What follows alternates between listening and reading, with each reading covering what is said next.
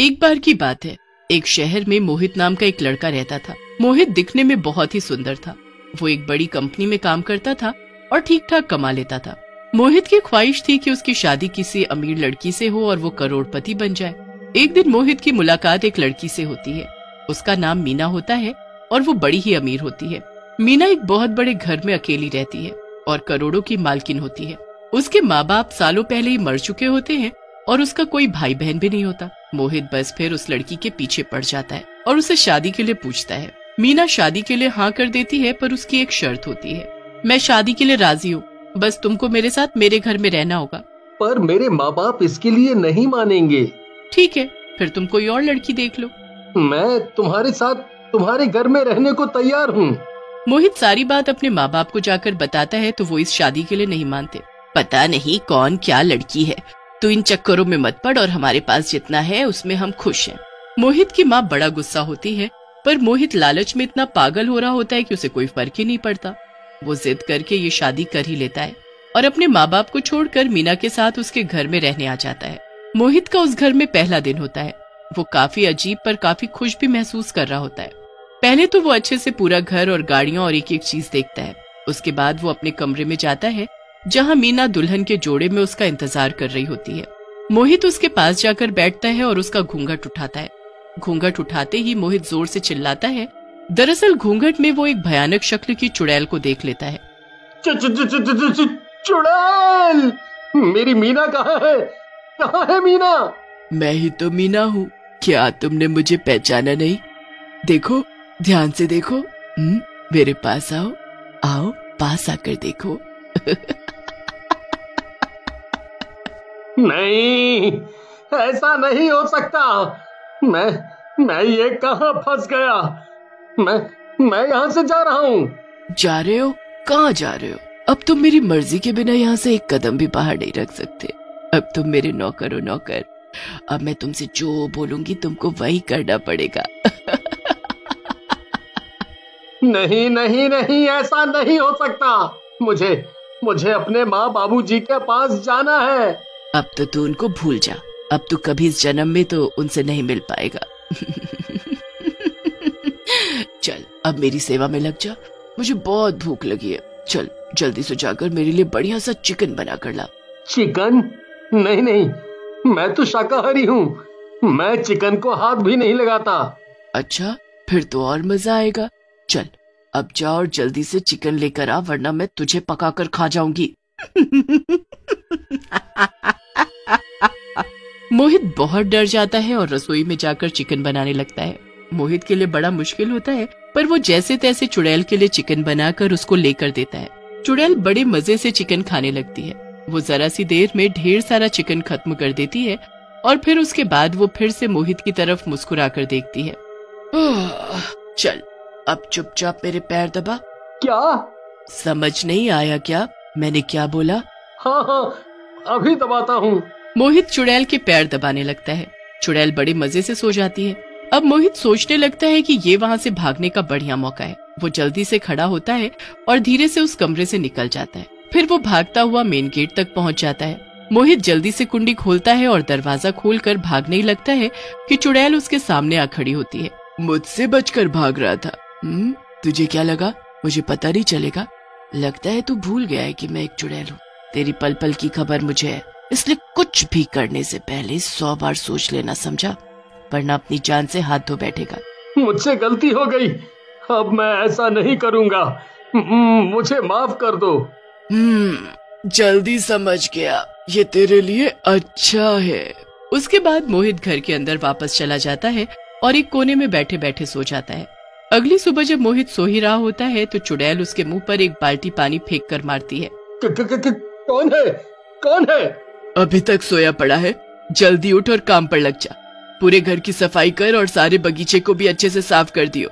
पर उससे पहले मुझे बढ़िया सा नाश्ता चाहिए, समझा? मोहित पहले चुड़ैल के लिए नाश्ता बनाता है, फिर उसके बाद घर की सफाई में लग जाता है। पूरा दिन घर के काम करके मोहित का बुरा हाल हो जाता है। उसे बहुत भूख भी लगी होती है, इसीलिए वो रसोई में जाकर कुछ खाने लगता है। तभी चुड़ैल वहाँ पर आकर खड़ी हो जाती है और उसके हाथ से खाना छीन लेती है। पहले जाकर मेरे सारे कपड़े धो, फिर खाने के बारे में सोचना। मोहित चुड़ैल के कपड़े धोने जाता है और इतने ढेर सारे कपड़े देखकर उसका रोना ही छूट जाता है। इतने सारे कपड़े, हे भगवान, मैं ये कैसे धोऊंगा? मुझ में जरा भी जान नहीं बची। मैं ये कहाँ आकर फंस गया? मैंने क्यों इससे शादी कर ली? मैं कब यहाँ से निकल पाऊंगा? कब यहाँ से निकल पाऊंगा? मोहित बहुत रोता है और रोते रोते कपड़े धोने लगता है। पूरे दिन काम करने के बाद मोहित को खाना नसीब होता है। मोहित अपनी पुरानी जिंदगी को याद करके बहुत दुखी होता है और उसको बस एक ही उम्मीद होती है कि जब उसके माँ बाप की नाराजगी खत्म हो जाएगी तो वो उससे मिलने जरूर आएंगे और उसको छुड़ा कर ले जाएंगे। मोहित ऐसे ही चुड़ैल के सारे काम करता रहता है। चुड़ैल उससे ज्यादा काम करवाती और जरा भी आराम नहीं करने देती थी। ऐसे ही काम करते करते बहुत दिन निकल जाते हैं। एक दिन मोहित के पिताजी मोहित को फोन करते हैं, पर मोहित का फोन चुड़ैल के पास होता है और वो मोहित की आवाज में बात करने लगती है। मोहित के माँ बाप को मोहित से मिले काफी दिन हो जाते हैं, तो वो एक दिन उससे उसके ससुराल पहुंच जाते हैं। वहां जाकर वो देखते हैं कि बाहर से ताला लगा हुआ है। मोहित उस वक्त चुड़ैल के कमरे में उसके साथ ही होता है। वो बहुत ही बेचैन होने लगता है कि उनको कैसे बताए कि वो यहीं अंदर कैद है। अजी, यहाँ तो ताला लगा है, आखिर ये मोहित है कहाँ? जरा उसे फोन तो लगाओ। मोहित के पिताजी उसे फोन लगाते हैं तो चुड़ैल मोहित की आवाज में बात करने लगती है। अरे बेटा, हम तेरे ससुराल तुझसे मिलने आए थे। यहाँ तो ताला लगा है, तू कहाँ है? अरे, हम सब कहीं बाहर घूमने आए हुए थे। हमें आने में कुछ दिन लग जाएंगे। आप वापस घर चले जाओ। मोहित ये सब देखकर बड़ा बेबस महसूस कर रहा था। उसे समझ नहीं आ रहा था कि कैसे अपने माँ बाप को बताए कि वो वहीं है। फिर उसे एक तरकीब सूझती है। वो सफाई करते करते एक पेन, डायरी और किताब नीचे बेड के पास गिरा देता है और पैर से उसे अंदर घुसा देता है। ये क्या कर रहे हो? ठीक से काम करो।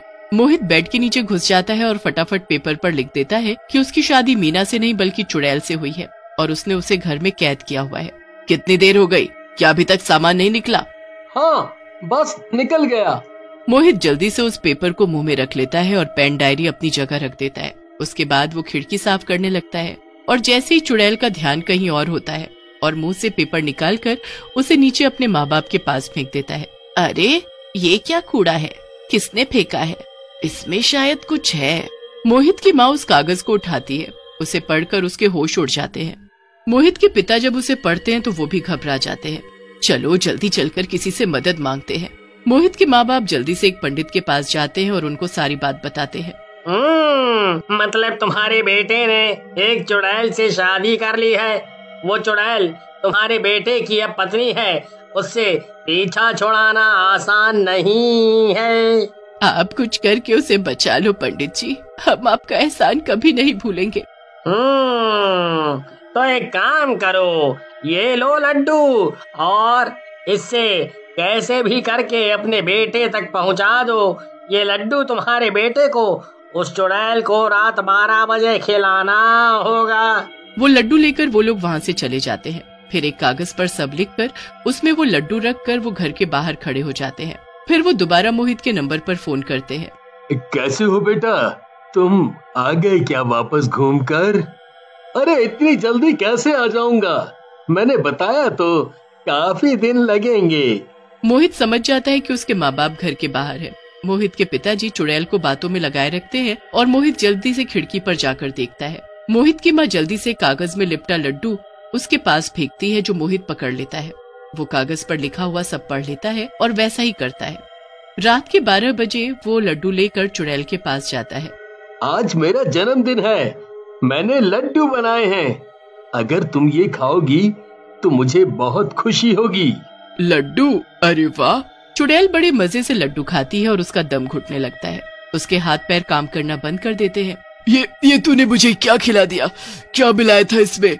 चुड़ैल चीखती चिल्लाती रह जाती है और तड़प तड़प कर जमीन में गिर जाती है। उसके बाद वो वहाँ से गायब हो जाती है।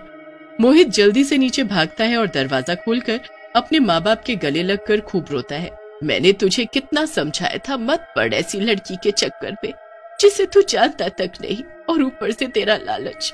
कहते हैं ना, लालच बुरी बला है। शायद आज तुझे समझ आ गया होगा। हाँ माँ, बहुत अच्छे से। उसके बाद वो सब घर चले जाते हैं और मोहित फिर एक बहुत ही गरीब लड़की से शादी कर लेता है और सब हंसी खुशी साथ में रहते हैं।